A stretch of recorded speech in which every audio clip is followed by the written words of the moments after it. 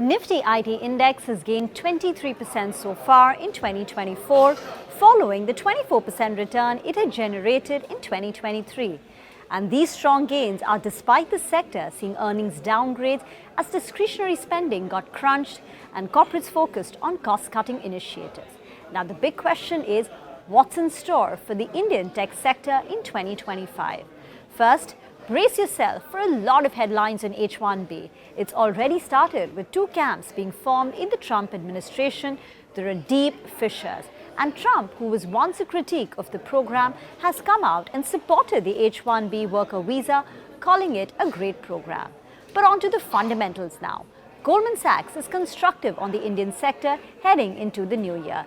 They say the revenue growth trends for the Indian IT have been getting better over the last few quarters, and they see improving visibility into the next year.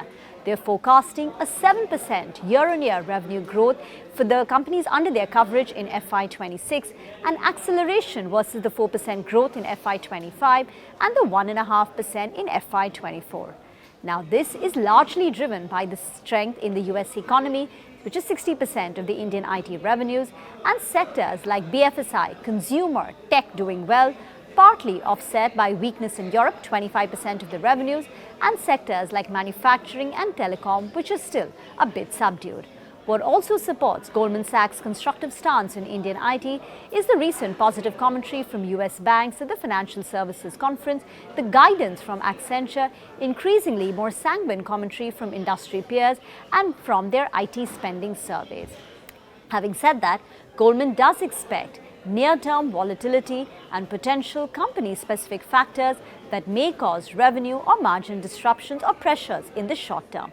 For example, there could be headwinds to TCS's revenues from the ramp down of the BSNL deal or wage hike or pass-through impact on a company like LTIMindtree. And hence, they did cut the sector revenue growth forecast from 8% to 7%, but again, largely company-specific TCS-driven.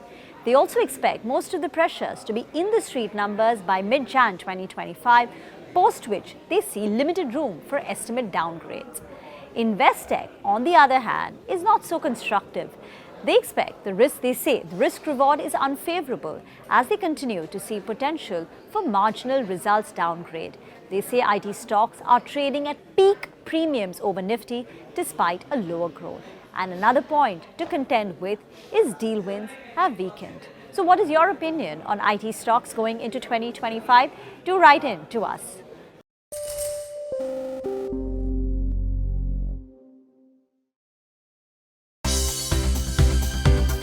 For more news and updates, all you need to do is follow CNBC-TV18 on all of our digital platforms.